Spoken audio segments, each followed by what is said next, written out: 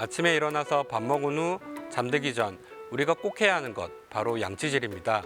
건강한 치아와 잇몸 상태를 유지하기 위해서 양치질이 아주 중요한데요. 하지만 무조건 양치질을 한다고 좋아질까요? 아닙니다. 양치질은 하루에 몇 번을 하는지보다 한 번을 하더라도 깨끗하게 올바른 방법으로 닦았는지가 더 중요합니다.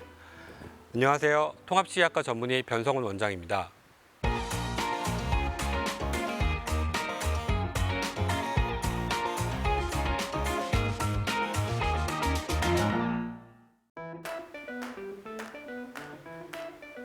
양치질을 열심히 해도 충치나 치주 질환이 생기는 이유는 몇 가지가 있습니다. 첫 번째로 치아 허리 부분에 너무 힘을 주고 왕복으로 문지르시는 경우로 치약의 마모제 성분 때문에 치아 허리 부분에 마모가 생길 수 있습니다. 또한 치아만 닦는 경우도 많으신데 잇몸은 치아랑 딱 붙어 있는 것이 아니라 잇몸 안쪽으로 주머니 같은 공간이 있어서 치석이 잘 생기기 때문에 잇몸도 잘 닦아줘야 합니다. 두 번째로 양치질 시 칫솔질만 하시는 경우입니다.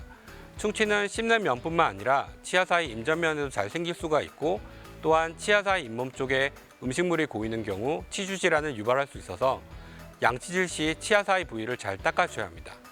일반적인 칫솔질로는 불가능하고 치실이나 치간 칫솔, 워터픽과 같은 보조 기구들을 사용해 주셔야 합니다. 양치질 할 때 보조 기구를 이용하시는 것은 선택사항이 아니라 필수입니다. 그렇지만 잘못된 방법으로 사용하게 되면 오히려 잇몸을 더 망칠 수 있어서 사용법을 정확히 알고 하셔야 합니다. 치실의 경우 치아 사이에 딸깍하고 넣으신 다음 잇몸 방향으로 힘 빼고 들어가서 치아의 옆면을 뿌리에서 머리 방향으로 쓸어 올리셔야 합니다. 뿌리 방향 쪽으로만 힘주고 들어가시면 오히려 플러그나 음식물 찌꺼기를 잇몸에 놓고 나오시는 효과로 잇몸이 더 안 좋아지실 수 있습니다. 치간 칫솔의 경우 소울 부분의 사이즈가 다양하게 나오기 때문에 자신의 치아 사이 공간에 딱 맞는 사이즈를 고르셔야 합니다. 그리고 치간 칫솔이 들어가는 방향은 치아의 씹는 면에 평행하게 넣으셔야 하고 안쪽, 바깥쪽 양 방향으로 넣어주셔야 합니다. 구강 세정기의 경우 칫솔질하고 나서 치아 사이에 싸주시면 되는데 플러그 제거 능력은 치실이나 치간 칫솔에 비하면 좀 떨어진다는 단점이 있습니다. 그렇기 때문에 치실이나 치간 칫솔과 병행하여 사용하시는 것을 추천드립니다. 치약을 많이 짜면 거품도 많이 나고 상쾌한 향도 많이 날 수 있지만 양치질의 효과가 더 좋은 것은 아닙니다. 치약에는 치아 표면의 이물질을 닦아내는 연마제 성분이 들어있는데 연마제를 많이 사용한다고 해서 그 기능이 높아지지는 않습니다. 그렇기 때문에 양치질할 때 치약의 적정량은 완두콩 크기 정도로 칫솔모 길이의 2분의 1에서 3분의 1 정도까지만 짜줘서 사용하셔도 충분합니다.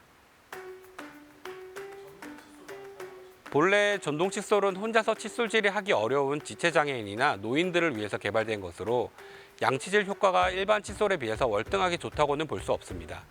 또한 전동 칫솔의 강력한 회전력으로 인해 치아의 한 부분만 장기간 문지르고 있으실 경우 치아 표면의 마모가 가속화될 수 있고 잇몸이 내려가실 수도 있습니다. 그렇기 때문에 양치질을 귀찮아하거나 싫어하는 아이들에게 흥미를 이끌어내기 위한 목적으로 사용하시되 일반 칫솔을 이용한 양치질로 자연스럽게 이어지게 하는 것이 바람직하다고 생각합니다.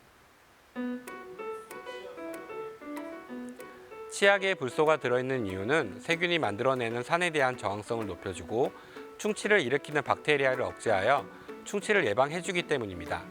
그렇지만 불소 섭취량이 높으면 두통이나 위장장애 등의 부작용이 나타날 수 있는데 일반적인 양치질 할 때 사용하는 치약에 들어있는 불소의 양으로는 걱정하실 필요가 없습니다. 유아의 경우 영구치가 형성되고 있는 시기에는 과량의 불소를 섭취할 경우 치아에 하얀 반점을 생기게 할 수 있기 때문에 스스로 물을 뱉어낼 수 없는 만 2세까지는 무불소 치약을 사용하시고 양치질 후 물을 뱉어내는 교육이 가능한 만 3세부터는 저불소 치약을 사용하는 것을 추천드립니다. 칫솔질하는 방법은 다양하게 있고 시간이 지나면서 새로운 방법들이 개발되기도 합니다. 그 중에서 일반적으로 쉽게 따라할 수 있고 효과적인 방법을 하나 소개시켜 드리면 바스법이라는 양치법입니다. 바스법은 플러그나 치석이 잘 생기는 부위가 치아와 잇몸의 경계부라는 점에서 고안된 것으로 칫솔모를 치아와 잇몸의 경계부에 45도 각도로 놓으시고 잇몸 안쪽에서 칫솔모를 집어넣어서 닦는다는 생각으로 진동을 주시면 됩니다. 한 번에 치아 2개 정도 닦는다는 생각으로 해주시고 옆으로 이동하면서 각각 치아 전체를 해주시면 되는데 바깥쪽 다 하시면 까먹지 마시고 안쪽도 해주셔야 합니다. 특히 아래 앞니 안쪽 잇몸 경계부가 양치가 제일 잘 안 되시는 부분으로 이 부분은 특히 신경 써주셔야 합니다. 바스법을 하실 때 칫솔 선택을 잘 하셔야 하는데 칫솔모 중간 부분은 뻣뻣하고 끝부분은 미세모로 된 칫솔을 선택해 주시면 됩니다. 이렇게 칫솔질을 해주시고 나서는 앞에서 말씀드린 것처럼 치실이나 치간 칫솔, 구강 세정기를 이용해 치아 옆면과 치아 사이의 잇몸까지 양치해 주시면 가장 이상적이십니다. 양치질 후에는 칫솔을 흐르는 물에 깨끗하게 세척해 주셔야 되고 특히 칫솔모 사이에 낀 음식물 찌꺼기나 치약 잔여물이 남지 않도록 제거해 주셔야 합니다. 이런 것들이 남아있게 되면 세균 증식을 유발시킬 수 있습니다.